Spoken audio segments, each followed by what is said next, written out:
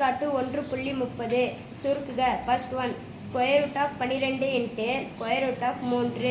Second one square root of 98/162. Thank you. இரண்டுமே square root தான் இருக்கு. நடுவுல என்ன இருக்குன்னு பாருங்க. நடுவுல பெருக்கலோ வகுத்தலோ இருந்தா அந்த ஸ்கொயர் ரூட்டை பொதுவா எழுதணும். பொதுவா இருந்துச்சுன்னா பெருக்கல் போட்டு தனித்தனியா எழுதணும். ஓகேவா? நடுவுல என்ன இருக்குன்னா பெருக்கல் வகுத்தல். இங்கே ஸ்கொயர் ரூட் இங்கே ஸ்கொயர் ரூட் இருக்கு. அப்பனா எடுத்துக்கலாம் ஸ்கொயர் ரூட். ஓகே? நடுவுல என்ன இருக்கு? பெருக்கல். பிளஸ் ஓ மைனஸ் அத செய்யவே கூடாது. இங்க என்ன இருக்கு? 12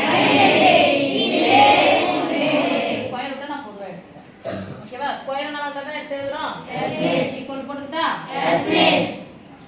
ஸ்கொயர் ரூட் ஆஃப் 3 6 4 3 ஈக்குவல் டா?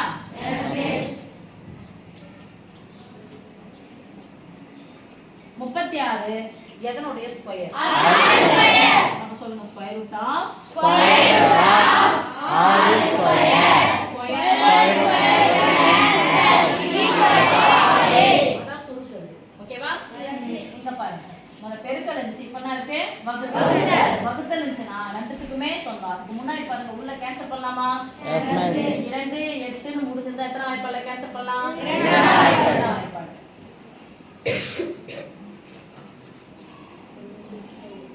ஓரன் 2 8 ரன் 4 ஓரன் 2 9 எத்தனை இருக்குது?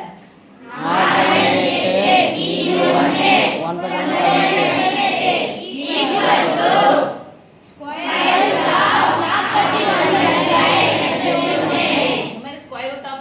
நடுவுல பெருக்கலோ வகுத்தலோ இருந்துச்சுன்னா அந்த ஸ்கொயர் ரூட் ஆஃப் ரெண்டுத்துக்குமே சொல்லலாம். தனித்தனியா பிரிச்சு எழுதலாமா? Yes miss. ஈக்குவல் போட்டுக்கிட்டா? Yes miss. இல்ல அப்படினு சொன்னா நான் அப்படியே பிஸ் போடுவேன். அது ஓகே. ஸ்கொயர் ரூட் ஆஃப் 49 எதனுடைய ஸ்கொயர்? 7 ஸ்கொயர். 7 ஸ்கொயர் 9 ஸ்கொயர் 81 எதனுடைய ஸ்கொயர்? 1 ஸ்கொயர். இங்க ஸ்கொயர் இங்க ஸ்கொயர் இருக்கா? Yes miss. பொதுவா போட்டுக்கலாமா?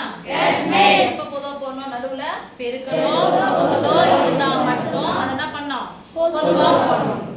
7/9 the